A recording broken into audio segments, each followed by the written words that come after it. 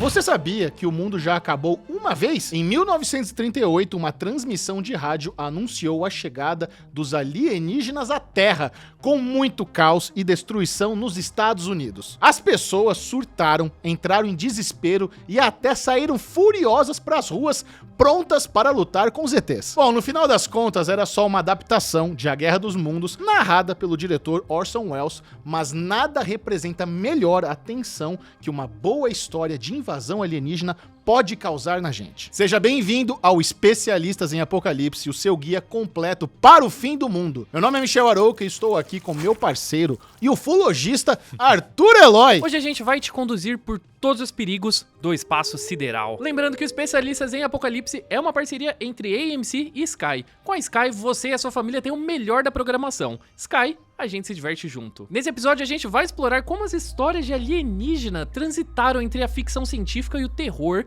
brincando com essa nossa ansiedade de que a verdade, Michel, a verdade está lá fora. Oba! Ou até mesmo aqui, entre nós. Agora eu quero te fazer uma pergunta, Arthurzinho, para todo mundo que tá acompanhando. Quando você ouve invasão alienígena, qual é a primeira imagem que vem à sua cabeça? Cara, tem que ser aqueles alienígenazinhos cinza, meio esverdeado, assim, cabeçudo, Ok. sabe, disco voador, assim, laser pra todo lado, sabe, aquela imagem, assim, bem clássica, eu gosto muito disso. E Cara, você? é interessante, pra mim já vem a versão do alienígena verdinho, meio cabeçudo, mas você falando agora do alienígena clássico cinzinha, fala, pô, eu cresci vendo esses, na verdade, mudou, Aham. alguma coisa mudou na minha cabeça. Agora, alguma coisa mudou também no cinema, as coisas ficaram um pouquinho mais nojentas, né, então acho que talvez seja o processo já acontecendo naturalmente, a gente vai falar bastante disso nesse episódio. Bom, e aqui no Especialistas a gente gosta de contextualizar como nossos monstros e histórias macabras favoritas surgiram. Mas quando se trata, de vida extraterrestre, é uma noção quase tão antiga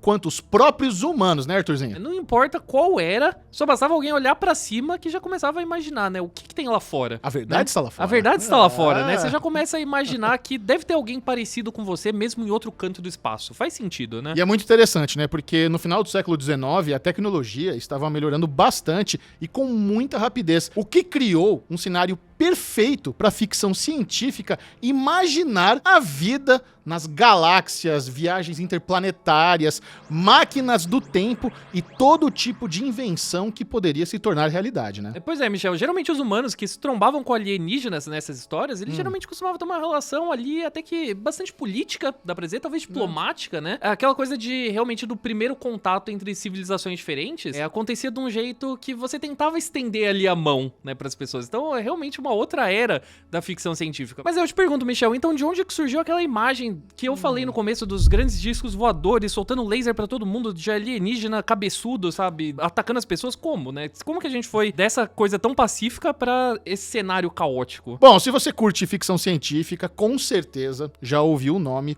de um autor inglês muito famoso. Será que H.G. Wells soa algum sininho aí dentro da sua cabeça de, opa, tô ligado nisso aí? Praticamente, né, um dos pais aí da ficção científica. Total. Toda vez que a gente vai discutir ficção científica, a gente vai acabar tocando em alguma coisa do H.G. Wells. Às vezes, se a gente for discutir só ciência, a gente vai acabar tocando em alguma coisa do H.G. Wells, porque, cara, esse sujeito, ele tinha uma imaginação incrível, e além dessa imaginação incrível, ele também tinha experiência como um professor de ciência, então as histórias dele, geralmente, eram ali um pouco mais embasadas em coisas que poderiam acontecer de verdade, né? Não, é perfeito, né? Você tem uma pessoa com a imaginação e com conhecimento científico. Junto a isso, nós temos histórias maravilhosas. Não, com certeza, com certeza. Ele também era um sujeito que... ele lia os jornais, Pronto, né? bem formado. Bem formado, né? Era uma pessoa assim, era um lord, né? Que gostava de prestar atenção na política e principalmente na política exterior. Ele ficava ali de olho como que o Império Britânico estava lidando com as próprias colônias e, assim, vamos dizer que ele não gostava muito do tratamento das pessoas na África, na Ásia, Sim. né?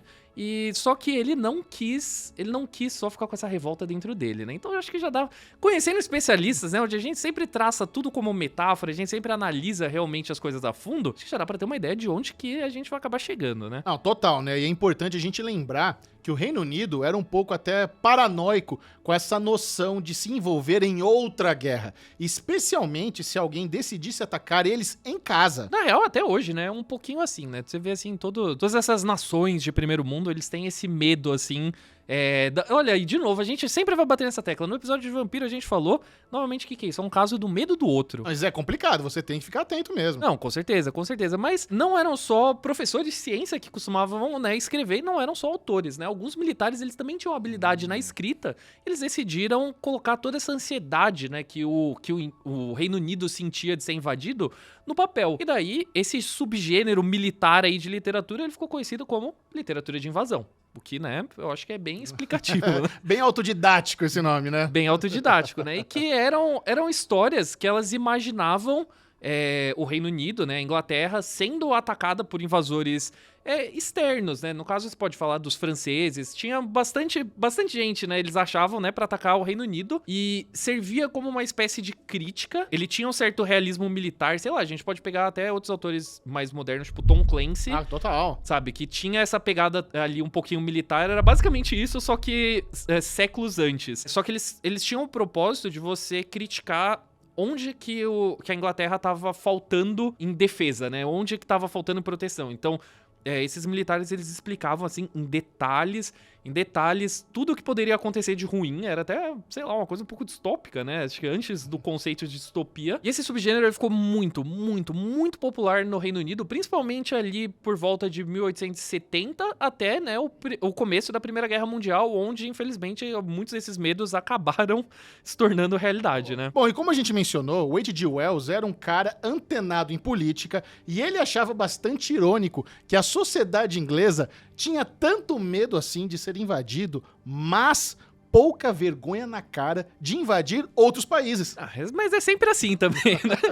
Geralmente você não vê o que tá acontecendo fora de casa, né? É um pouquinho triste, mas o H.G. Wells, ele não ficou só com esse sentimento de revolta dentro dele, ele quis passar essa revolta adiante. Ele falou, quer saber? Vou escrever um livro, mas daí na hora de escrever esse livro, ele não fez só um livro de literatura de invasão. Ele queria que a Inglaterra fosse invadida, mas ele queria que a Inglaterra sentisse um gostinho do que as colônias sentiam, por exemplo, que é essa noção de ser invadido por uma força militar que é muito superior, muito sanguinária e que tá louca, assim, pra drenar todos os seus recursos. Aquele medo que poucas pessoas sentiram e ele queria que isso se espalhasse um pouco. É o famoso gostinho do próprio remédio. Exatamente, né? Pra, assim, pro colonizador sentir ali, né, um pouquinho do gostinho de como que é essa sensação de ser invadido pelos ingleses. Mas, naquela época, o Reino Unido era a maior potência do mundo, então daí você falou, quem que tá acima do Reino Unido? Acima, literalmente? Acima, literalmente, né? Você pode puxar essa resposta aí um pouquinho, né, mais óbvia, mas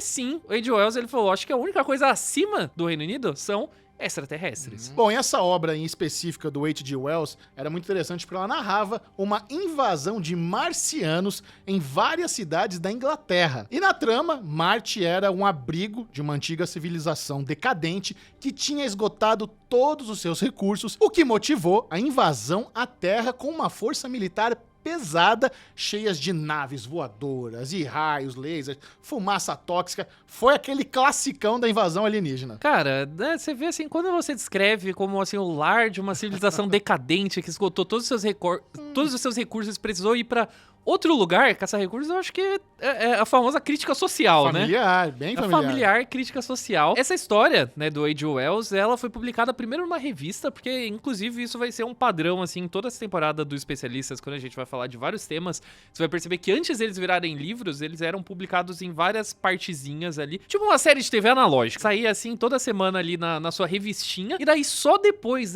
que fez tanto, mas tanto sucesso, que virou um livro. E, obviamente, essa história você pode, assim, nem conhecer, você pode nunca ter lido, mas você com certeza conhece, que é fácil. Guerra dos Mundos.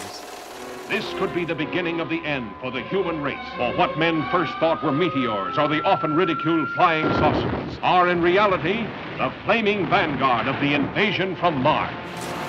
Uma coisa engraçada, Michel, é de que que eu já deixo aqui avisado para as pessoas, é que essa temporada a gente vai tocar em temas muito, muito diferentes. A gente vai de vampiro, invasão alienígena, apocalipse nuclear, mas vai ter sempre alguma coisa em comum. E uma coisa muito engraçada de que a primeira publicação de Guerra dos Mundos se liga com o nosso primeiro episódio, porque a primeira publicação aconteceu em 1897. O que saiu em 1897? Se você ouviu o nosso primeiro episódio, você sabe que foi o mesmo ano onde saiu Drácula. Tem um vampirão famoso. famoso. Lembrei. Então foi quando o Bram Stoker aí lançou, assim, amaldiçoou o mundo, né, com essa história clássica de vampiro. Abençoou o mundo. Abençoou, né? Não, Abençoou. Então, olha, se você era um fã de terror, de ficção científica ali antenado na época, então, pô, assim, foi um ano que você tava muito, muito bem servido. Foi tipo o nosso 1998 do cinema, que isso é um Foi monte de filme bom, né? foi basicamente isso. Aliás, ficção científica era um nicho daquela época e mesmo assim, Guerra dos Mundos se tornou aquele sucesso gigantesco. Foi o hit dos hits. Foi o hit dos hits. Como eu falei, ele era publicado numa revista, deu tão certo, mas tão certo, as pessoas ficaram tão loucas por essa história, que a revista precisou passar, assim, por várias reimpressões, o que não era exatamente uma coisa muito, muito comum, porque o pessoal tava louco, comprando, indo atrás de saber, meu, o que é esse fenômeno, assim, é um blockbuster. É realmente um blockbuster analógico, assim, sabe? Pra você ter uma ideia, como eu falei de Guerra dos Mundos ser essa história tão popular, tão conhecida, que mesmo que as pessoas que nunca leram vão conhecer assim de coração, de 1897 até hoje, esse livro ele nunca saiu de circulação, ele nunca parou de ser publicado. Isso é muito incrível, né? Isso mostra o poder de uma boa história, de uma boa imaginação, muito bem embasada, né? Isso aí rende séculos de hit. E uma coisa legal, porque, como eu falei, toda vez que você vai discutir coisas do A.G. Wells, você provavelmente vai esbarrar em alguma coisa que ele preveu, porque ele tinha, assim, tipo, uma mente realmente brilhante, era porque ele tinha essa coisa de antecipar tendências por alguns anos, né? E com Guerra dos Mundos não foi nem um pouco diferente, né? Já que a era de ouro da ficção científica, que a gente obviamente vai tocar aqui em vários episódios, meu, isso só ia começar lá em 1930, sabe? Tipo, ele tava muito antes, ele tava muito, muito adiantado. Eu pensei em uma outra analogia, não sei se você vai apreciar, mas o H.G. Wells foi tipo o Simpsons da época dele. Então, ele preveu várias coisas. Total, né? Tipo, Guerra dos Mundos preveu várias coisas e continua no ar até hoje, né? Então é realmente os Simpsons da ficção científica. Bom, e depois da Primeira Guerra Mundial, a ficção científica passou por um processo de renovação. Primeiro, ela se tornou um pouquinho mais acessível, graças a revistas em quadrinhos, né, que publicavam vários contos, principalmente se você pegar, tipo, a Amazing Stories ou a EC Comics, né, que eu acho que todo fã de terror conhece aí uma ou outra coisa da EC Comics.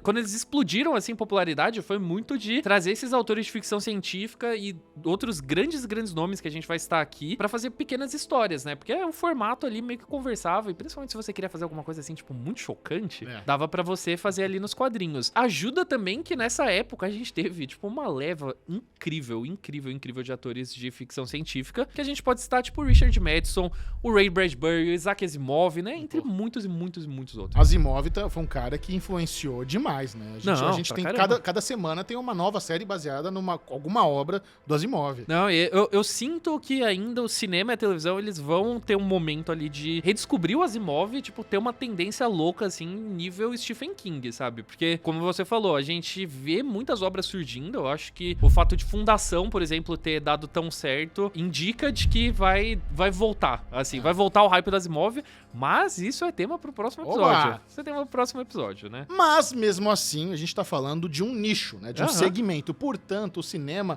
ainda não tinha tanto interesse em adaptar obras de ficção científica, né? Realmente, foi o que a gente falou também no episódio de vampiros, né? Porque o cinema, ele tava querendo entrar aí nessa coisa chamada cinema com som, mas ele ainda não queria realmente criar histórias originais, ele não sabia como criar histórias originais, então ele tava de olho em puxar adaptações, mas ficção científica era tão pequeno, mas tão pequeno, que daí não valia a pena, né? Então é por isso que é até um pouco curioso a gente falar desse sucesso gigantesco de Guerra dos Mundos.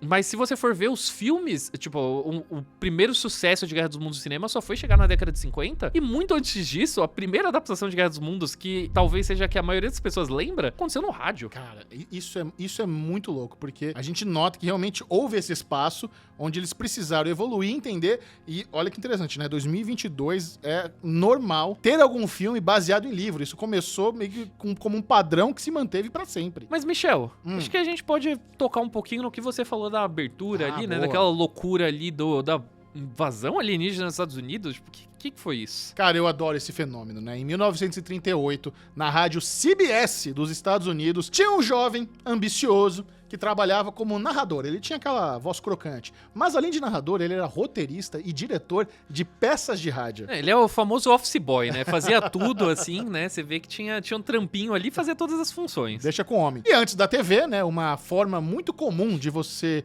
curtir histórias era através das radionovelas. É o podcast analógico, assim, pra você que é jovem, assim, é tipo um audiodrama que você não escolhe a hora de ouvir, né? Ele passa, assim, no horário determinado. Bom, e se você ainda não reconheceu, estou falando do Orson Welles. Que é bom dizer também, né, que não tem nada a ver com o H.G. Wells, né? O sobrenome é um pouquinho parecido, né? Às vezes até fala, não, é um, é outro, beleza. O Orson Welles, que a gente tá falando, ele é um rapaz aí, nessa época ele é um rapaz muito importante. Ele ainda não era realmente ninguém, ele era um pouquinho conhecido no rádio, né? Como eu falei, ele era o office boy da CBS. Não tinha feito o nome dele ainda. Não tinha feito o nome dele ainda, mas depois de um ano, depois de alguns anos desse fenômeno, esse rapaz ele ia mudar o cinema pra sempre com um filminho chamado Cidadão Kane. Inclusive teve até o Mank em 2020, né? Que conta os bastidores do Cidadão Kane. Então acho que talvez essa é uma história que ressurgiu há poucos anos. Tava lá na corrida das grandes premiações, que é muito interessante, né? Sim, sim. Você acompanhar a mente dele, o que ele queria, como ele tinha moral, um cara que tava com carta branca, entre aspas, do estúdio, né? Pra fazer o projeto dele. Isso começou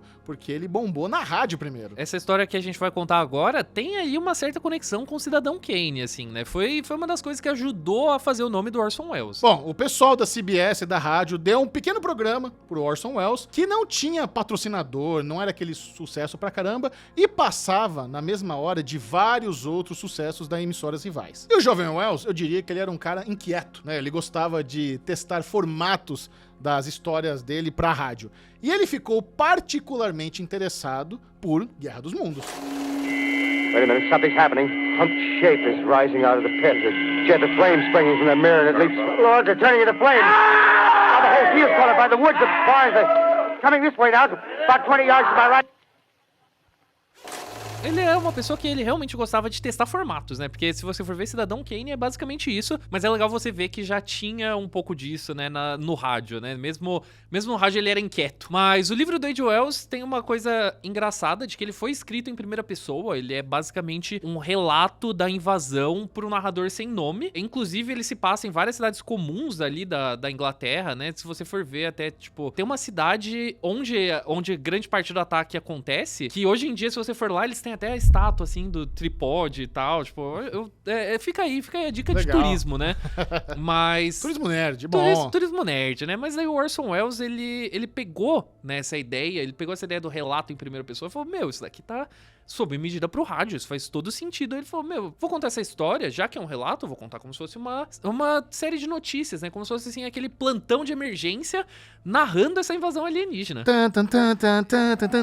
Exatamente. Os alienígenas chegaram! Uma coisa que eu acho muito engraçada dessa história que a gente tá contando é de que todo mundo lembra do surto, mas eles avisaram várias vezes, é só uma peça, é só uma história de rádio, tá tudo bem. É o famoso aviso de spoiler que ninguém nunca ouve. Não adianta falar que vai ter spoiler, vão reclamar que teve spoiler. Exatamente. Eu super me identifico.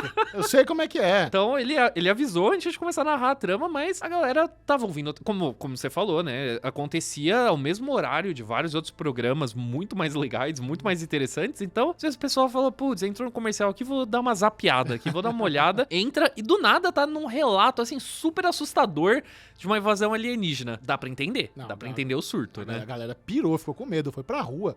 A galera tava pronta pra brigar com os alienígenas. O que ia ser muito da hora.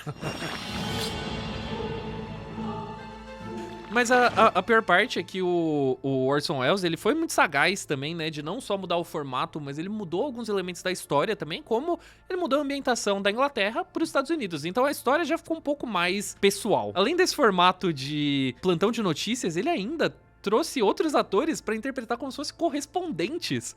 Correspondentes falando diretamente do massacre alienígena em Nova York. Então tem toda uma credibilidade ali no negócio. Então do nada você liga o rádio e tem o cara falando, eu tô aqui, os alienígenas pousaram, eles estão matando todo mundo, tem raio laser pra todo lado, do nada o correspondente morre no rádio. Eu acho super digno você ter acreditado nessa história. Ainda mais se você ligou o rádio e perdeu o aviso que era uma historinha. Exatamente. Então se você tá ali zapeando, ligou o rádio e houve uma invasão alienígena com repórter, com correspondente, e a principal mídia do momento, você não conseguia checar no Twitter se tava rolando isso. Você tava ouvindo e era a única forma de você falar, tá rolando? Essa aqui é a minha fonte de informação primária. E uma coisa muito engraçada é de que muita gente conhece essa história em cursos de comunicação. E se você cursou jornalismo, putz, você com certeza ouviu essa história em algum momento, porque o rádio, ele tinha uma credibilidade na época, né? Ele tinha uma credibilidade como o meio onde as notícias eram reais, sabe? Onde você tinha informação ali a todo momento, porque você tinha coisas mais apuradas no jornal. Só que daí, cara, o jornal demorava um dia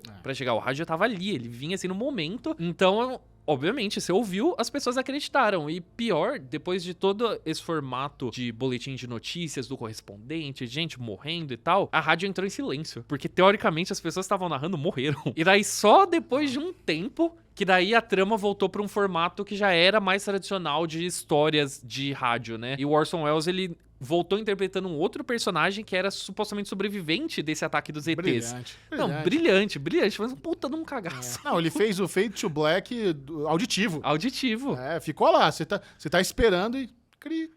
Não vai falar quem? Todo mundo morreu. Genial. Bom, claramente, né, o resultado foi pânico generalizado, que nem uma boa história de pescador, eu diria, né? Porque tem gente que aumenta a escala do que rolou, mas a verdade é que muita gente ficou realmente aterrorizada, achando que a radionovela era real. Tanto é que a CBS, ela recebeu um monte de ligações desesperadas, tipo, as pessoas de algumas cidades, elas realmente saíram nas ruas, falando, não, é isso, tá tendo invasão alienígena, então vamos descer a porrada nesses aliens. Que isso, eles... Conte comigo pra treta. Conte comigo, assim, então, aquela cena, assim, de multidões, assim, raivosas, talvez não fosse, tipo, realmente multidões, mas, você já juntou, sei lá, 30, 50 pessoas numa cidade pequena. Já causou, assim, já vira, assim, assunto da semana, sabe? Já imagina a galera com foice e tocha que nem foi buscar o Drácula. Não, total, exatamente. E não só essa cena do Drácula, como as pessoas estavam nesse nível, na frente da CBS, tentando, assim, invadir loucamente pra parar a transmissão, a polícia, sabe? Cara, caos generalizado. Por que você acha que a gente fala de Guerra dos Mundos até hoje? Porque é uma história de 1897. Por que você acha que se manteve? Cara, eu acho que quando você tem um conflito que envolve algo que você tem muita paixão, sei lá, como a sua casa, o seu lar, o seu planeta, a sua cidade, está correndo algum risco, é impossível você ficar apático. Então, quando você tem uma história que te causa tanta emoção, que te faz realmente ter essa ansiedade de brigar por aquilo que você ama, não tem como isso não se tornar memorável, seja pelo lado bom ou pelo lado ruim, né? Tudo isso que você falou só mostra que, na real, a história do H.G. Wells, que começou como uma crítica pro Reino Unido perceber que talvez eles não fossem os mocinhos, acabou virando meio que uma história universal de que agora todo mundo consegue se colocar na pele desse medo de ser invadido, né? Então acho que virou meio que a obra definitiva da literatura de invasão, meio que sem querer. Agora eu que te pergunto, Arthurzinho, por que você acha que demorou tanto, né? Uma história que fez tanto sucesso, rolar essa adaptação pros cinemas? Eu acho que o cinema, ele tava realmente passando por um momento ali que ele precisava amadurecer antes de pegar uma história mais séria dessas. Não só no quesito de saber como contar essa história nas telas, como também, né, de efeitos especiais.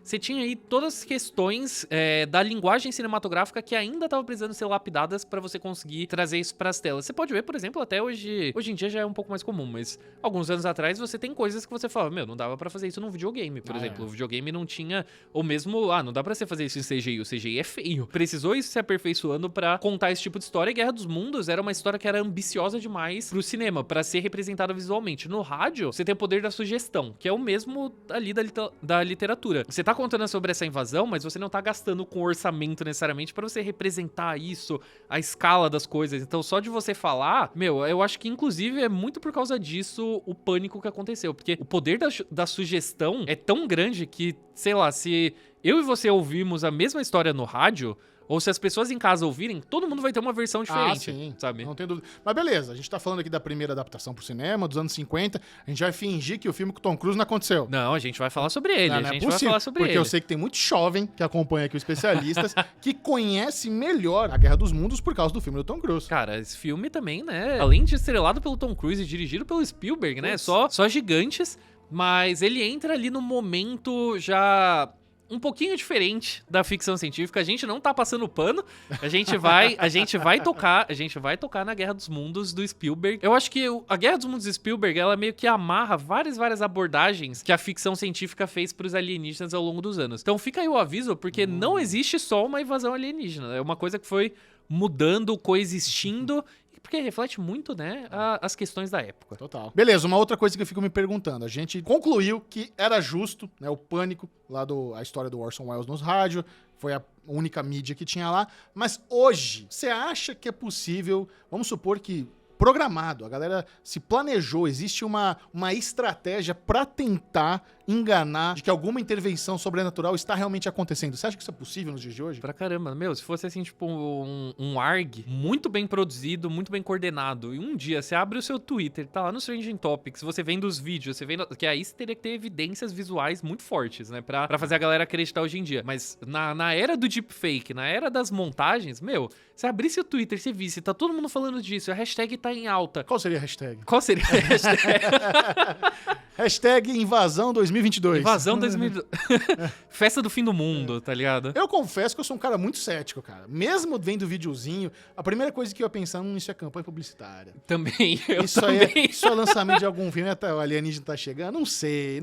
Deixa eu olhar aqui fora. Eu chego na minha janela, não sei. Eu também, não, Mas a gente, Michel, a gente é velho de redes sociais, Isso é cara. verdade, isso é O problema é verdade. que a gente fica aleijado, assim, sei lá, assim, tipo... A pergunta que você tem que fazer é, meu, será assim que, tipo, sua avó, sua mãe, meu caro espectador, se sua mãe pegasse assim o celular e visse, assim, as fotos dos bichão descendo, assim, sei lá, no meio da Praça da Sé, ela ia acreditar? Provavelmente ela ia acreditar. Essas pessoas que iam causar o pânico, sabe?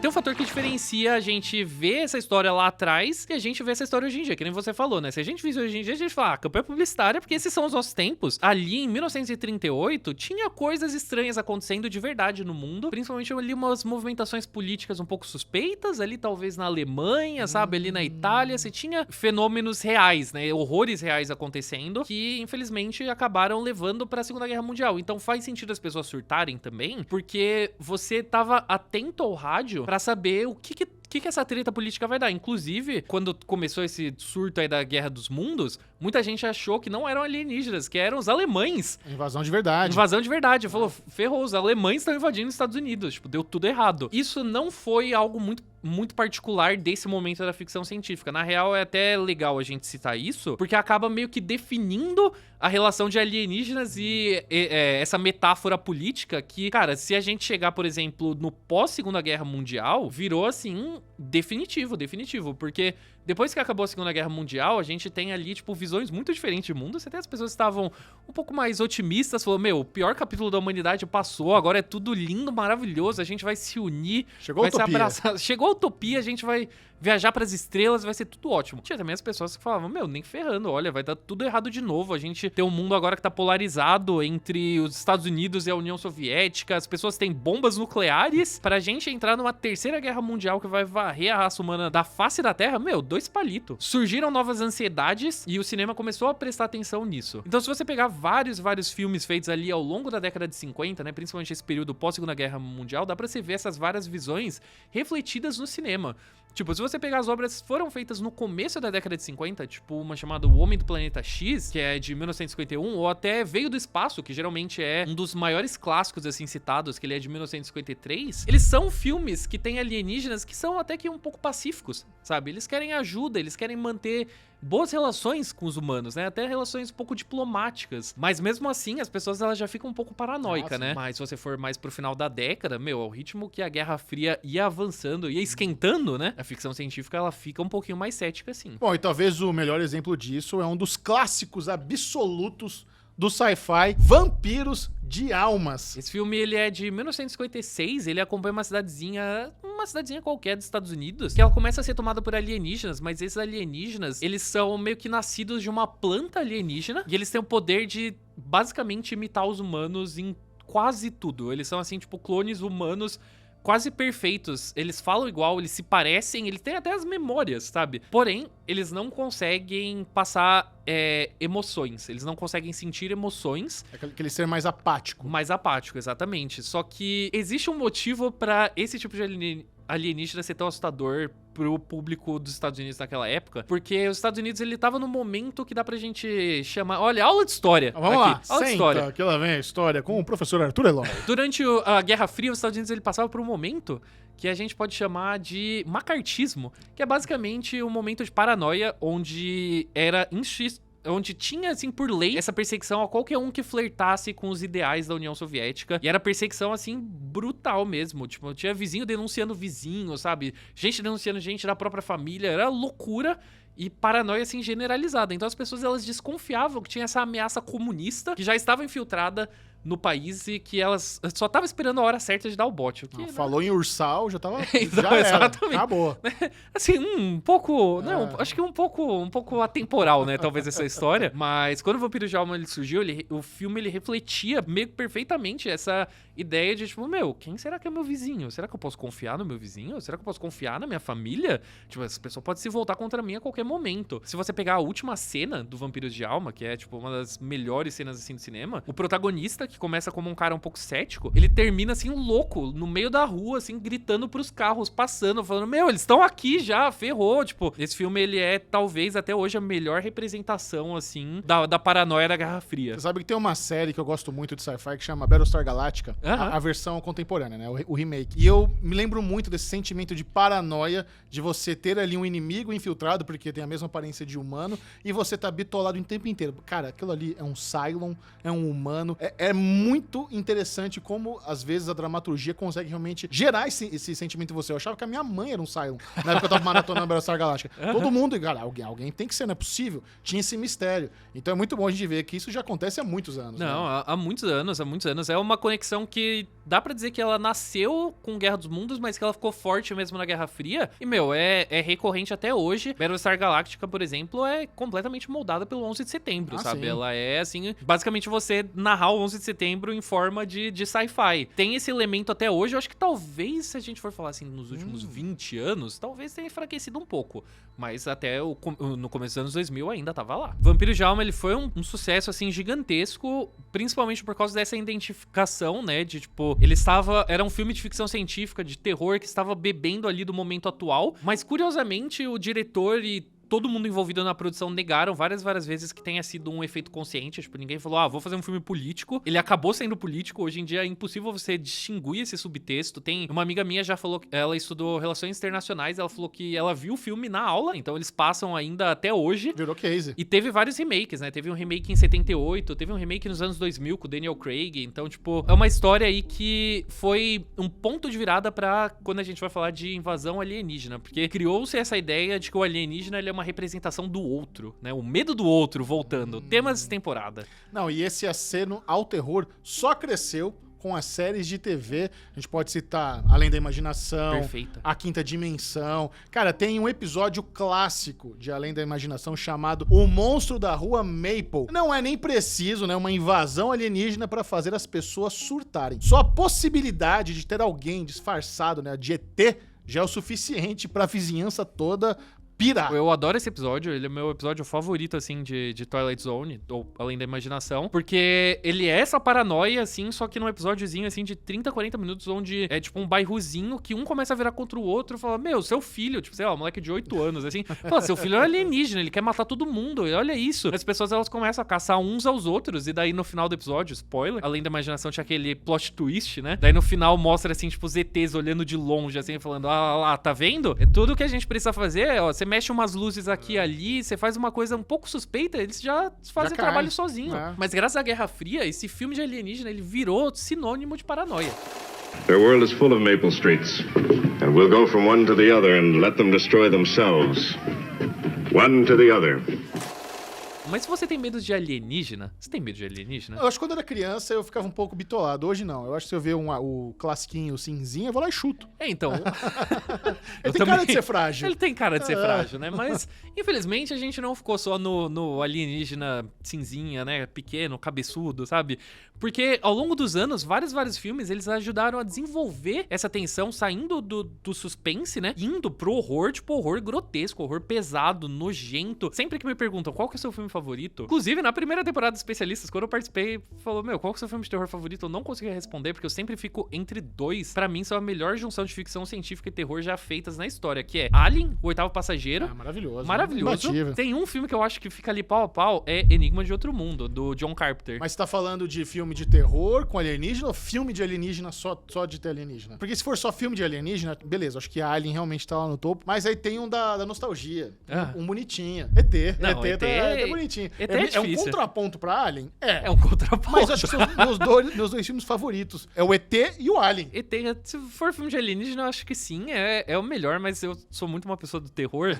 Justo. Então daí esses dois, assim, pra mim, eles disputam lugar no meu coração, porque os dois, ele tem essa atmosfera de desconfiança, só que, cara, assim, são alienígenas que não dá pra você conversar. Não tem papo com o Xenomorph, não tem papo, assim, com alienígena nenhuma de outro mundo. Outro filme de alienígena que eu gosto muito é Predador. O que eu falar de Alien é que na época que eles anunciaram o Prometheus, eu tenho, né, a franquia Alien em Blu-ray. Eu falei, putz, é a hora, vou rever, tô com saudade de rever. Só que eu não gostei muito de Prometheus. Esse pode ser, acho que é um papo pra outro podcast, não sei qual é a sua opinião. Eu tenho opiniões que fariam as pessoas me caçar na rua, tal qual Guerra dos Mundos. Porque seria pra mim, cancelado. Seria cancelado. Pra mim, não existe Alien depois do primeiro. Nem os outros você gosta? Pra mim, assim, Alien é literalmente um dos melhores, se não o melhor filme já feito na história do cinema. E eu fico pessoalmente ofendido com Aliens, que geralmente é o que todo mundo ama, assim. Ele é o filme que eu gosto mais do primeiro também. Meu, Aliens, ele me machuca, assim, existencialmente. Então eu não posso falar isso em público, assim. As pessoas, elas...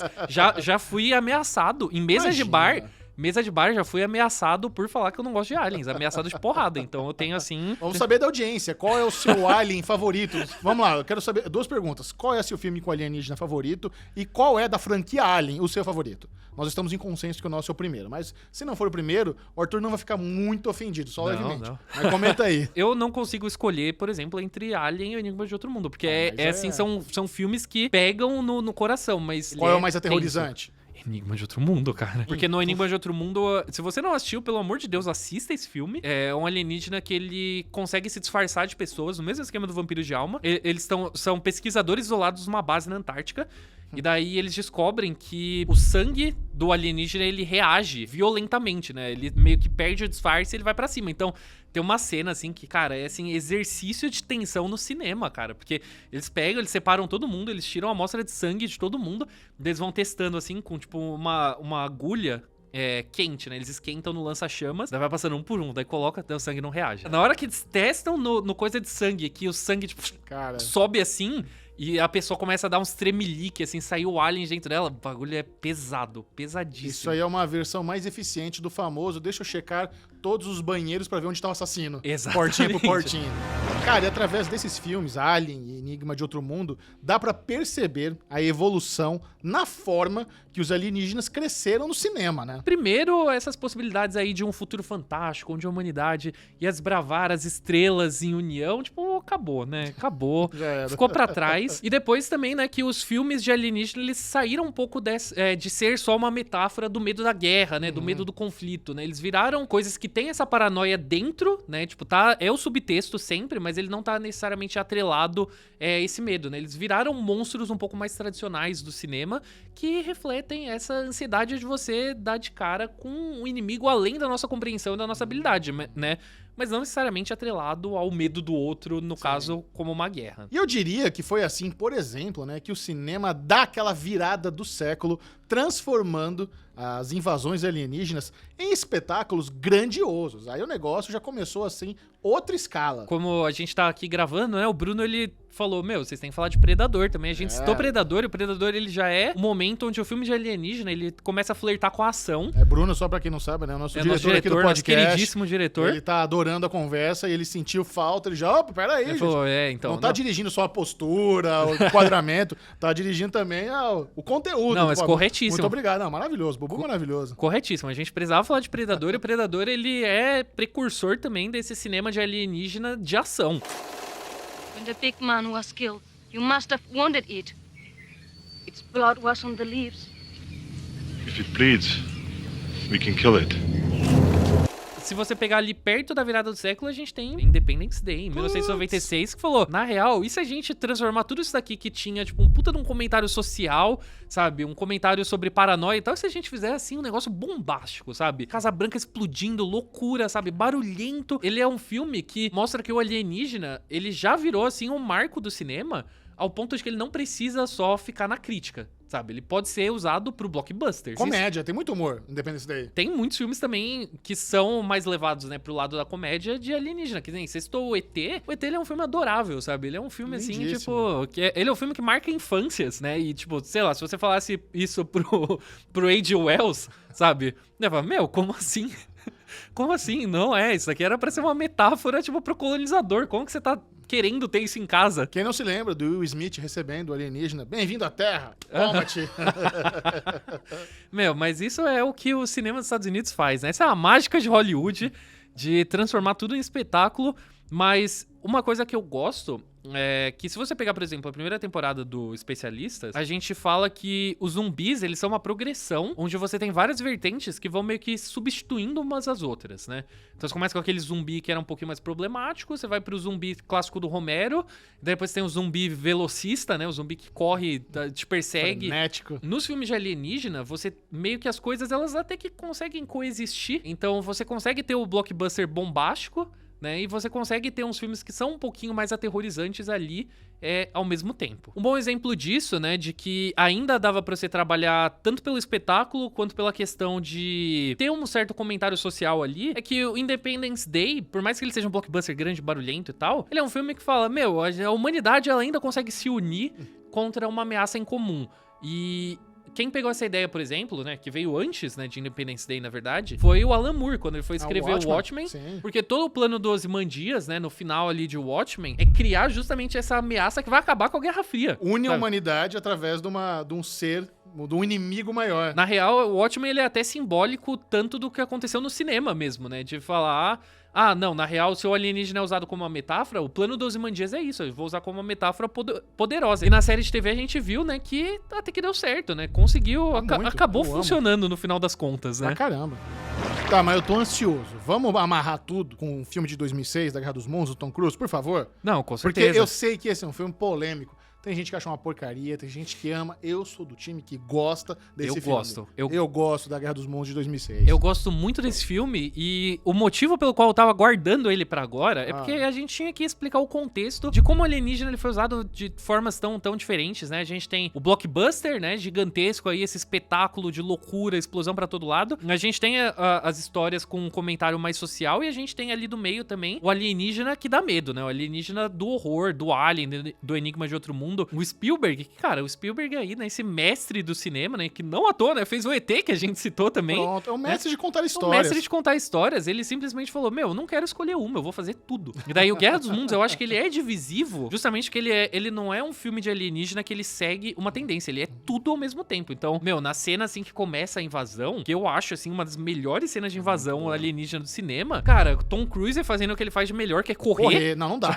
Não dá pra ter filme do Tom Cruise e não botar ele pra correr. Exatamente. Nesse ele tá fazendo o papel dele. Ele corre, só que daí tem aquela cena assim dos tripodes, assim, tipo, jogando assim os lasers, faz só as pessoas aparecerem no ar. Tem toda a questão, né, da humanidade conseguir repelir essa ameaça, mas também tem cenas que são genuinamente de terror. Tem um trecho ali onde eles ficam refugiados, né, debaixo do porão de um cara que eles encontram, que tá na obra original do H.G. Wells também, que eu acho essa cena, assim, eu lembro... eu vou revelar a minha idade aqui como jovem, infelizmente. Infelizmente eu era muito novo quando esse filme saiu, eu lembro de ter assistido e ficado arrepiado, sabe? Tipo, desce a câmera, né, do tripode, assim, tipo, e ela passando por dentro do porão, eles meio que tentando se esconder, assim, em silêncio, claro, tipo, essa cena, assim, é muito tensa. Então o Spielberg, ele faz uma homenagem a todo o cinema de invasão alienígena num filme só. E não só isso, ele é ainda mais simbólico, ele pega a história original de invasão alienígena pra fazer isso. Então, eu acho que é um puta filme, eu entendo as pessoas que não gostam, porque eu acho que ele é um filme que ele tem altos e baixos, né? Mas eu acho que pra gente aqui, nesse episódio, que a gente tá falando justamente desses altos e baixos... Vamos enaltecer, porque esse filme, assim, ele...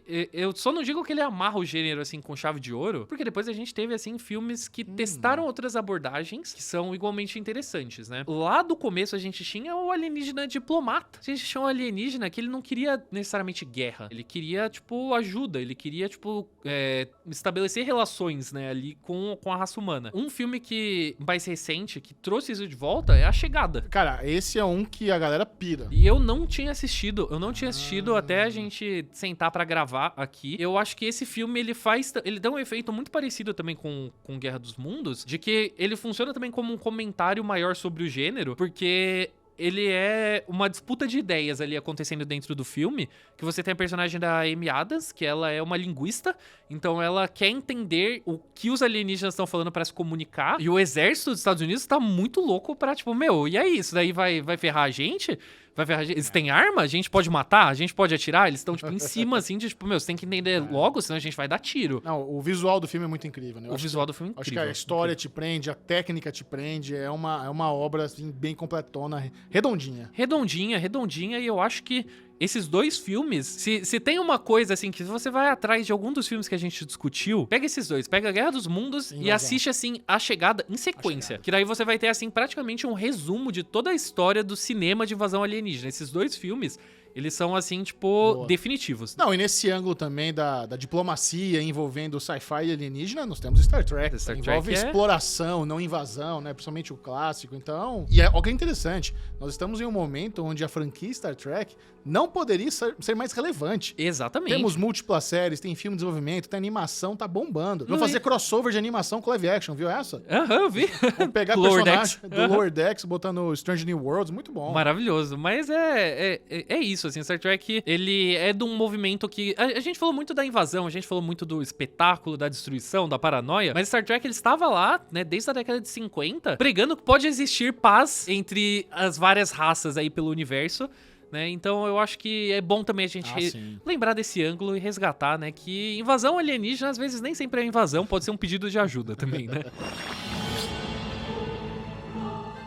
Bom, vocês já viram que alienígenas é um desses temas que dá pra gente ficar aqui o dia todo conversando. Somos muito apaixonados. Dá pra citar uma porrada de obras incríveis aqui. Pra gente não passar vontade, é hora de irmos para as nossas maldicas. Todo final de episódio a gente vai indicar aqui algum filme, alguma série, algum livro, HQ ou jogo, qualquer coisa assim que É seja... pra ser uma dica maldita, mas que na verdade é só pra gente usar o bordãozinho, mas Só pra é usar uma o dica bordãozão, boa. mas é uma dica boa. dica Mas boa. é uma dica sempre relacionado ao nosso tema da semana. Ainda falando sobre invasões alienígenas, eu vou começar, Michel. Porque, assim, manda boa. quando você me perguntou lá no começo o que você pensa em invasão alienígena, e eu falei, meu, disco voador, alienígena pequeno cabeçudo e tal, tem um motivo, porque atualmente, né, ao longo do ano, eu estou viciado em jogar XCOM.